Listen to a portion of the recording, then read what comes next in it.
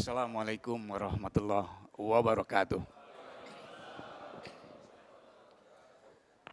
Alhamdulillah, alhamdulillahi rabbil alamin. Wassalatu wassalamu ala asrafi anbiya wal mursalin wa ala alihi wasahbihi ajma'in, amma ba'du. Puji dan syukur patut kita panjatkan kehadirat Allah SWT. Di pagi hari ini kita semua yang hadir di rumah Allah yang indah ini, Masya Allah, ya, telah diberikan rahmat dan karunia Allah. Insya Allah semua dalam keadaan beriman, Islam, sehat walafiat. Semoga sholawat dan salam selalu tercurahkan kepada junjungan kita Nabi Muhammad Sallallahu Alaihi Wasallam. Bapak Ibu jamaah yang dimuliakan Allah, wabil khusus saya berterima kasih kesempatan yang baik ini ada hadir Bapak Wakil Wali Kota ya, yang mewakili Pak Gubernur. Terima kasih Pak Wakil Wali Kota, salam saya kepada Pak Anies. Kemudian para alim ulama, guru-guru kita yang dimuliakan Allah. Ya. Datang juga Syekh Arsad nih, hafiz kita tadi, Arsam ya. Oh Sam, Masya Allah. Ya. Kita dipimpin tadi sholat ya. Kemudian pimpinan Yayasan Al-Marifat Bapak Fairuz Lubis, datang juga dari Sunda Kelapa Pak Ismail, dan tokoh kita Pak Alex, sudah lama saya tidak jumpa. Saya minta maaf waktu diundang Bapak saya pas tidak ada di tempat. Ya, minta maaf, Masya Allah ya, kita ini manusia banyak kekurangan, jadi saling memaafkan. Dan saya juga tidak sendirian, saya didampingi juga rekan-rekan saya, Mayor Jenderal TNI Angkatan Darat, ya, sudah purna, ya, Alhamdulillah, ya, Pak Indra Hidayat, kemudian Marskal Pertama Sugiarto juga sudah purna, ya. Terima kasih Pak Giarto. Yang tidak kalah pentingnya Ketua Panitia, Masya Allah ya. Ini orang-orang yang risau ini. Barang siapa yang risau karena Allah ya, barang siapa yang pikirannya berpikir sejenak karena Allah ya, itu lebih baik ibadah 70 tahun katanya. Beliau ini risau ya. Bagaimana cara mengumpulkan ya, masjid ini biar rame, maka beliau bentuk namanya Safari Subuh ya. Setiap bulan sekali yang sudah ketujuh ini, Masya Allah. Orang yang risau ini, dia risau se-Indonesia, dia dapat pahala seluruh orang Indonesia. Risau sedunia, dapat pahala risau juga sedunia itu. Orang yang risau ini dicontohkan oleh Nabi kita, Nabi Muhammad SAW. Ya, beliau waktu mau meninggal saja, risau Pak dengan umatnya. Bukan beliau mengucapkan la ilaha illallah yang dirisaukan, tapi bagaimana ummati, as-sholah, as-sholah, as-sholah. Ini risaunya Rasulullah. Nah kita, apakah sudah risau dengan umat ini? Nah ini masalahnya. Maka, jadilah orang-orang yang risau di jalan Allah. Bapak hadirin yang dimuliakan Allah, hidup ini singkat, tidak lama ya. Dan saya juga ini waktunya singkat juga karena ditunggu di Masjid Al-Ittihad. Saya minta duluan, mohon dimaafkan. Sebenarnya kita hadir ke sini ini untuk apa? Ya, dengan hidup yang singkat dan Allah sudah ingatkan dalam firman-Nya dalam surat Al-Asr, Bismillahirrahmanirrahim wal asri. Demi masa kata Allah, innal insana lafi khusrin. Sesungguhnya manusia itu dari waktu ke waktu, dari masa ke masa dalam keadaan merugi. Ini warning. Warning daripada Allah untuk manusia. Ya. Tapi Allah lanjutkan surat itu, ilal ladina amanu, kecuali orang-orang yang beriman. Nah ini. Wa amilus soleha, dan orang-orang yang beramal soleh. Wa tawassaw bil haq, dan orang-orang yang saling nasihat tentang hak. Orang-orang yang dakwah. Orang-orang yang ngajak taat kepada Allah. Dan wa tawassaw bis sabar, dan orang-orang yang sabar, yang saling nasihat tentang kesabaran. Ada dua kelompok nanti. yang merugi dan yang beruntung. Kita tentu yang hadir ini tidak mungkin ingin menjadi orang yang merugi. Insya Allah yang hadir ini semua beruntung. Ya. Kalau tidak menjadi kelompok yang beruntung, pagi ini mungkin tidak di sini, mungkin sudah jalan kaki, olahraga dulu. Yang dipentingkan bukan mendengarkan ilmu, ya, bukan seperti ini. Bayangkan, duduk sesaat mendengarkan orang bicara di jalan Allah, ini lebih baik sholat sunat 1000 rakaat. Siapa yang tidak mau kita sholat 23 rakaat, sholat masih pengen yang 8 rakaat itu, ya, sholat Ramadan itu apa? Taraweh. Nah, ini duduknya gratis, nggak bayar, nanti dikasih makan lagi. Masya Allah ya, tadi terima kasih yang mengeluarkan infak, Masya Allah ya. Nah, saya yakin kita semua ini ingin selamat dunia akhirat. Saya sendiri, polisi, dan sekarang sudah purna, juga tidak mau ingin masuk neraka. Untuk apa jadi jenderal? Ya, di dunia kita diberikan kekuasaan sama Allah, diberikan macam-macam sama Allah, dikasih istri, anak dan sebagainya, dikawal terus kemana-mana ya. Tapi nanti mati nggak enak. Di dunia enak-enak terus. Pernah nggak kita mikirin mati enak?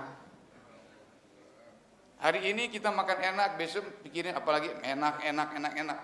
Pernah nggak kita mikirin nanti mati enak?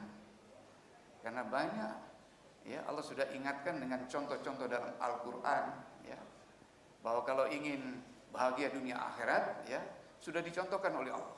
Tidak ada cara lain, ya. Bahwa kalau ingin sempurna bahagia ini, amalkan agama. Jadi polisi, jadi tentara, TNI, ya, kalau dia mengamalkan agama, maka insya Allah dia selamat dunia akhirat. Allah contohkan kaum Madian. Kaum Madian itu mengatakan kalau ingin bahagia, hidupkan pertanian. Dia hidupkan pertanian, perkebunan, dia hidupkan semua, dibikin irigasi yang bagus. Bahkan ceritanya di zaman itu, ya, orang itu membawa keranjang kosong masuk ke kebun itu, tanpa dipetik jatuh sendiri buahnya, langsung pulang penuh lagi. Ya, Masya Allah. Tapi apa? Mereka tidak beriman kepada Allah, maka Allah binasakan. Allah sudah jelaskan dalam Al-Quran, Allah binasakan. Ya. Kemudian kita lihat kaum Fir'aun, ya, begitu dahsyatnya mereka punya senjata yang hebat, prajurit yang banyak, kekuatan, tapi tidak beriman kepada Allah, Allah binasakan juga. Ini contoh-contoh sudah jelas di dalam Al-Quran, Pak. Saya sendiri takut, Pak. Kalau tidak takut, tidak mau begini-begini, mungkin saya masih mungkin sudah tidak seperti begini-begini. Takut nanti dihisap sama Allah, ya kan? Nah, maka saya kira, karena waktunya singkat, kalau ingin bertemu Allah, ya, ingin selamat dunia akhirat, berarti kita akan bertemu Allah. Bisakah kita ketemu Allah? Apakah ada orang yang bisa ketemu Allah? Nah, pertanyaan saya, apa sudah ada orang yang bertemu Allah? Ada yang bisa jawab? Ini pertanyaan jarang ditanyakan. Ada, Pak. Siapa yang bertemu Allah? Nabi kita, Nabi Muhammad sallallahu alaihi wasallam, Masya Allah ya. Ya. Ada Nabi Idris, ya, dijanjikan lihat surga, nggak mau balik lagi, ketemu Allah tapi nggak balik. Ya. Nabi Isa, ya, demikian juga ketemu Allah, nanti akan balik. Tapi yang dahsyat Nabi kita, Nabi Muhammad sallallahu alaihi wasallam, ya, bisa ketemu Allah dan balik. Masya Allah. Maka tidak ada cara lain kalau kita ingin ketemu Allah, menjadi orang-orang yang selamat ini, insya Allah kita mengikuti cara hidupnya Nabi kita, Nabi Muhammad sallallahu alaihi wasallam. Jadi polisi harus mengikuti cara hidupnya, ya, hidupnya Nabi kita, Nabi Muhammad sallallahu alaihi wasallam. Jadi TNI, ya, jadi apa saja, jadi dokter, jadi pengusaha, harus mengikuti cara hidupnya Nabi kita, Nabi Muhammad sallallahu alaihi wasallam. Begitu Nabi ini tidur, bagaimana cara tidurnya Nabi? Kita ikuti aja sunnah-sunnahnya Nabi. Nabi mulai tidur sampai beraktivitas, balik lagi, mau tidur lagi. Apa yang dilakukan? Coba ikutin aja, laksanakan sunnah-sunnah Nabi. Sehingga mungkin Bapak lihat, ini dulu polisi kok sekarang pakainya kayak ulama. Ini ngikutin cara hidup Nabi. Rasulullah SAW kalau ingin sholat itu, Allah berfirman, sholatlah di rumahku dengan pakaian yang indah. Ternyata pakaian yang indah itu yang putih-putih. Ya. Tidak harus mahal dari sutra, tidak. Ya. Cukup dengan yang dari yang ini kayak apa nih? Biasa-biasa aja, murah ini. Ya, dibikin kayak jas gini. Ya. Katun, ya. Yang murah-murah tapi indah. Ternyata kalau saya berdiri dengan Pak Rijal masih pakai yang belang-belang, misalnya ada topi hitam. Coba lihat mana yang indah. Ya, pasti yang indah yang putih-putih. Betul kan? Barang siapa yang meniru-niru satu kelompok, nanti dia akan masuk kelompoknya. Kita mau niru kelompoknya siapa? Nah, mau ikut geng motor, nanti masuk kelompok geng motor. Ya. Mau ikut itu yang apa namanya, yang pakai anting-anting rambut dia, nanti masuk kelompok dia itu nanti. Nah sekarang kita niru siapa? Niru Nabi saja dan para sahabat. Insya Allah kita bisa masuk kelompoknya Nabi kita, Nabi Muhammad. Nggak usah pakai teori-teori terlalu repot-repot, ya sederhana saja. Ya. Nah, tadi saya katakan ilaladina amanu, ya. Kecuali orang-orang yang beriman ini akan beruntung. Wa amilus solihah. Iman ini penting, Pak. Coba kita lihat ya. Orang tua-tua kita dulu salah juga, ya. Ya, orang tua kita itu berusaha anaknya supaya hebat, ya, supaya sukses. Disekolahkan ke luar negeri sampai jual tanah, ya. Berapa banyak orang Betawi jual tanah untuk kemajuan anaknya, ya. Sekolah di luar negeri, pulang doktor, ya, S1, S2, S3, bahkan dapat profesor dan sebagainya. Tapi begitu pulang, ya, diajak sholat nggak mau. Bagaimana? Ternyata manusia ini yang dipikir cuman diisi otaknya sama perutnya. Dengan harapan kalau otaknya diisi ilmu mungkin nanti sukses. Ternyata salah. Ada satu rongga yang namanya dada. Jadi manusia itu ada 3 rongga yang harus diisi. Otak, dada, dan perut. Selama ini kita cuma isi otak, ya, dan perut. Dada enggak. Ternyata dada ini harus diisi dengan makanan-makanan rohani. Makanan-makanan rohani itu seperti sekarang ini Bapak duduk di sini ini sedang menikmati makanan rohani. Ya. Mengaji, sholat, ibadah, semua amal sholat ini merupakan makanan-makanan rohani. Nah, kalau ini sudah diisi, insya Allah iman akan baik. Ya. Punya ilmu banyak, ya, tapi dia bisa mengamalkannya. Ya. Diajak sholat pun mau, insya Allah, seperti Bapak-Bapak. Bapak-bapak ini Masya Allah, ini pilihan Allah Pak, tidak semua orang bisa hadir di sini.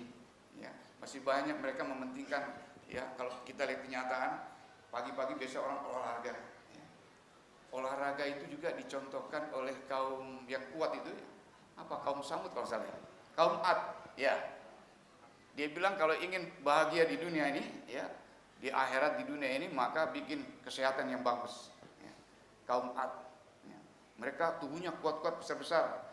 Bahkan nyabut pohon pun bisa. Tapi dia tidak beriman kepada Allah, maka Allah binasakan, ya, dengan halilintar, ya, di apa, ajab sama Allah. Nah, maka kita pun hati-hati Pak, hidup di dunia ini jangan sampai lalai. Nah, ingat tadi surat Al-Asr, ya, wal asri, demi masa. Apa benar manusia dari waktu ke waktu merugi? Benar Pak. Benar Pak. Banyak sekali ya kalau kita rajia, seperti di Jeddah, saya pernah di haji, hampir di Jeddah, ya. Pas sholat asar, nah, saya kan sudah pulang ini sudah di jamak, jadi nggak sholat asar. Dikasih kesempatan untuk belanja di salah satu toko. Kebetulan pas adzan asar, yang punya toko lari-lari cepat tutup pintu, kita di dalam.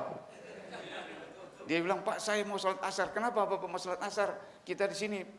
Bapak kan sudah jamak, nggak apa-apa. Bapak di sini nanti kalau datang polisi, ya tak? Bilang aja Bapak sudah sholat asar, sedang menunggu di Jeddah untuk persiapan berangkat ke Indonesia. Nah saya mau sholat dulu katanya. Benar Pak, polisi kontrol datang. Sekarang kalau kegiatan seperti itu diterapkan di sini, polisi suruh rahasia, banyak sekali tangkapan yang nggak sholat subuh. Berapa mobil ditangkap banyak sekali. Nah, itulah Pak. Nah itulah. Maka kalau ingin selamat dunia akhirat tidak ada cara lain, ya, perbaiki iman. Iman, yang kedua, perbanyak amal soleh. Ilaladina amanu wa amilus soleh. Amal soleh ini penting Pak. Amal soleh ini tidak cukup dengan banyak ilmu, tapi bagaimana mengamalkan prakteknya. Nanti yang ditanya bukan bagaimana dalilnya sholat, bukan. Bagaimana caranya sholat, tapi yang ditanya bagaimana amal sholatmu, kualitas sholatmu, kuantitas sholatmu. Yang ditanya itu Pak, kualitas dan kuantitasnya. Nah, watawasobil hak, ingat mengingatkan nasihat tentang hak. Ini jarang sekarang dilakukan sama orang takut ya. Kalau mengingatkan nanti kita dibilang sok alim, malah kita diusir dan sebagainya, dibilang sok pinter lah dan sebagainya. Padahal ini kewajiban. Dakwah ini penting Pak ya. Dan amalan dakwah ini amalan yang paling besar. Amalan dakwah ini bisa menghapuskan dosa-dosa kita Pak. Kita lihat Umar bin Khattab, sahabat Rasulullah SAW. Sebelum masuk Islam ya, itu orang yang paling ya dianggap apa ya, saya tidak, masa lalunya kita tidak usah ini, tapi yang jelas setelah dia masuk Islam, dia berdakwah membantu Rasulullah SAW, ya, maka semua dosa-dosanya diganti dengan pahala-pahala. Dosa-dosanya berguguran diganti dengan pahala-pahala, dan dia termasuk 10 sahabat yang dijamin masuk surga Pak. Maka bapak-bapak ini kalau mau berdakwah, dosa apapun insya Allah diruntuhkan sama Allah, diganti dengan pahala, dijamin masuk surga. Sekarang berani nggak dakwah? Berani dong ya. Dakwah ini cuma ngajak kok. Kalau ceramah seperti ini memang perlu ilmu, harus belajar dulu. Nah, saya juga di sini bicara itu karena pengalaman jadi polisi. Kalau nggak ada pengalaman jadi polisi mungkin suruh bicara gemetar juga. Tapi kalau dakwah cuma ngajak Pak, ya dakwah ngajak saja. Assalamualaikum dengan lemah lembut. Allah perintahkan Nabi Musa untuk mendakwai Fir'aun yang keras itu dengan lemah lembut. Maka kita kalau dakwah dengan keras, jelas orang marah, orang sakit hati. Ini manusia ini ingkar Pak. Allah sudah jelaskan dalam Al-Quran, sifat ingkar. Kalau dikasih tahu yang hak, ngeyel, nggak mau nerima. Padahal itu yang hak. Ya. Sehingga banyak orang ingkar. Ya. Banyak orang tidak mau beriman kepada Allah. Ya. Nah, dakwah penting Pak, lakukan dakwah. Kita lihat contoh Bilal. Bilal seorang budak yang hina, ya tak? Tapi begitu masuk Islam, dakwah, terompahnya sudah ada di surga. Maka dakwah ini Pak, lakukan Pak. Sayang Pak, nanti yang ditanya itu mana multi level marketing pahalamu ini. Ya. Kalau saya hari ini mengajak, katakanlah dulu di masjid apa namanya ini, Ahmad Yani cuman 5 saf, ya. Habis sholat dikumpulin sama ketua DKM, musyawarah dulu. Nah, kenapa hari-hari kok cuma 5 saf, padahal ini masih banyak. Ayo besok dakwah, 1 orang bawa hasil 1 dakwah, 1 orang. Maka 5 saf ini besok menjadi 10 saf. Sebentar Pak, 10 saf, musyawarah lagi, rapat lagi. Bagaimana? Kita makmurkan lagi. Besok bawa 1 lagi ya? Iya. Komitmen, besok menjadi berapa? 20 saf. Masya Allah. Dalam 3 hari sudah penuh Pak makmur. Kenapa masjid-masjid kosong ini? Karena nggak ada yang ngajak-ngajak. Nggak ada yang dakwah. Tawasobil haknya nggak ada. Ah ini masalahnya. Maaf ini saya bukan ulama, cuman beri motivasi Pak. Jadi kalau ulama dalilnya banyak, kita yang singkat-singkat aja lah ya. Minta maaf kalau ada kekurangan para alim ulama, tolong saya juga dibimbing, ya, saya lagi belajar. Nah, terakhir sabar. Sabar ini penting Pak. Ternyata sifat sabar ini nggak akan ada kalau dia tidak satu, rendah hati. Kita ini hari-hari sholat, sujud, ruku, ini maksudnya supaya rendah hati, tapi habis sholat masih tinggi diri. Betul nggak Pak? Sehingga yang terjadi apa? Saling menyalahkan terus. Nggak ada rasa kasih sayang lagi. Bismillahirrahmanirrahim mana? Karena sombong tadi. Hati-hati, kita diuji ini setan dan iblis musuh kita selalu membuat kita jadi Orang diuji sombong dengan pangkatnya. Ya. Seperti saya ini Pak, dikasih Allah ujian dengan pangkat, sombong dengan jenderalnya ini. Ya, hati-hati. Kalau sudah pangkat jenderal, jangan merasa jenderal. Ya, merasa fakir miskin, fakir aja. Ya, insya Allah ya. Orang dikasih ilmu, sombong juga dengan ilmunya. Orang dikasih amal banyak-banyak, juga sombong dengan amalnya. Jadi mau masuk surga pun kalau masih ada sombong, walaupun amalnya banyak, nggak bisa. sedikit saja ujub, sombong, nggak bisa masuk surga katanya. Nah ini. Nah maka itu Pak, sabar inilah orang-orang yang rendah hati. Ya. Orang-orang yang sabar, ikhlas. Ya. Kita lihat, Allah bertanya kepada Nabi Musa alaihissalam, hai Musa, kenapa aku mau bicara denganmu? Ya. Nabi yang bisa bicara dengan Allah ini Nabi Musa Pak, maka dia disebut kalimat Allah, kalam Allah. Ya. Kata Musa, ya Allah aku nggak tahu, yang tahu hanya engkau. Maka Allah katakan, hai Musa, setelah aku melihat hati-hati hambaku, ternyata hatimu yang paling rendah hati, maka aku mau bicara denganmu. Pertanyaan kita semua ini ketemu Allah. Sudah rendah hati belum? Rendahkan hati kita insya Allah ya. Insya Allah semua yang hadir ini akan paham dan bisa merendahkan dirinya dengan hati yang rendah. Maka Allah akan sayang sama orang-orang yang rendah hati ini. Maka orang-orang yang rendah hati, orang-orang yang bersabar. Orang yang bersabar ini bersama Allah. Kemana-mana bersama Allah. Dan orang yang sabar ini selalu menang Pak. Paham? Ini ya. Kita lihat satu lagi. Ya, saya kasih contoh. Allah bertanya kepada Nabi Ibrahim, hei Ibrahim engkau siapa? Kata Ibrahim, aku Khalilullah. Aku kasih sayangmu, kata Nabi Ibrahim. Memang benar Nabi Ibrahim kasih sayangnya Allah, enggak salah. Nanya lagi kepada Nabi Musa, hei Musa engkau siapa? Nabi Musa mengatakan, aku kalam Allah. Kalimat Allah. Masya Allah, hebat-hebat Pak ya. Nanya lagi kepada Nabi Isa, hei Isa engkau siapa? Kata Isa, aku Rohul Allah. Subhanallah. Satu rohul, satu kalimat Allah, satu Khalilullah. Bagaimana dengan Nabi kita Nabi Muhammad SAW? Ya. Setelah Allah bertanya, hai Muhammad, sesungguhnya engkau siapa? Apa yang dijawab oleh Nabi kita Nabi Muhammad SAW? Ya Allah, sesungguhnya aku hanya seorang anak yatim. Betapa rendahnya. Maka Allah mau bertemu langsung dan mau bicara langsung. Maka belum ada Nabi yang seperti itu, ya, kecuali Nabi kita Nabi Muhammad. Maka kita beruntung menjadi umatnya Rasulullah SAW. Insya Allah kalau kita selalu merendahkan diri, merendahkan hati, bisa menerima keburukan orang lain, bisa memaafkan keburukan orang lain. Ya. Yang biasa dihormati, suatu saat nggak dihormati, nggak marah, ya, nggak tersinggung. Nah inilah akhlak yang ada di Nabi kita Nabi Muhammad SAW. Uswatun hasanah ada di Nabi kita. Maka insya Allah kalau ingin bertemu Allah, jaga itu, jangan tinggi diri. Rendahkan hati kita seperti hatinya Nabi kita Nabi Muhammad SAW. Saya kira itu mudah-mudahan bermanfaat buat kita. Sekali lagi saya mohon maaf kalau ada kekurangan.